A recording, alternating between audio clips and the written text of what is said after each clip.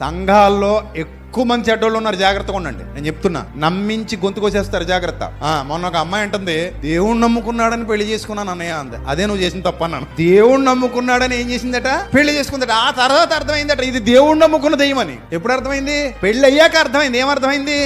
ఈడు దేవుణ్ణి నమ్ముకున్న దెయ్యంగాడు. దేవుణ్ణి నమ్ముకున్నానని చెప్పి దెయ్యంగాడు ఏం చేసుకున్నాడు? పెళ్లి చేసుకున్నాడు. ఈ ఆడ దెయ్యం మగ దెయ్యం కూడా ఎక్కడికి వస్తాయి? సంఘాలకు వస్తాయి. సంఘాల్లో ప్రార్థనలు చేస్తాయి, సంఘాల్లో పాటలు పాడతాయి. మనం ఏమనుకుంటామంటే, చాలు ఇంక ఈ జన్మకి సంఘంలో పాట పాడుతుంది కాబట్టి చాలు, ఈ పిల్ల తాళి కట్టేద్దాం. సంఘంలో పాట పాడుతున్నాడు కాబట్టి తాళి కడిగించేసుకుందాం. సో కాబట్టి మనకి ఇది చాలు అనుకుంటాం. కానీ నువ్వు కట్టుకున్నది సంఘంలో పాట పాడుతున్న దయ్యాన్ని, దేవుణ్ణి నమ్ముకున్నానని చెప్పుకున్న దయ్యంగాని కట్టుకున్నావు నువ్వు. సో కాబట్టి ఇంక నువ్వు ఏం చేయలేవు. గోధుమలు ఉన్నాయట, గురుగులు ఉన్నాయి. కాబట్టి మంచి చెడు ప్రపంచం అంతా ఉంది. అందులో నువ్వు స్వీకరించే దాన్ని బట్టి నువ్వు మంచిగా అయినా మారుతావు, చెడుగా అయినా మారుతావు. నువ్వు మరింత చెడు ప్రభావం నీ మీద పడకూడదు అంటే ఆత్మ ప్రభావం అధికంగా ఉండాలి. ఆత్మ ప్రభావం అధికంగా ఉన్నప్పుడు ఇంపాసిబుల్ నువ్వు పాపంలో పడిపోవడం, నువ్వు చెడిపోవడం ఇంపాసిబుల్.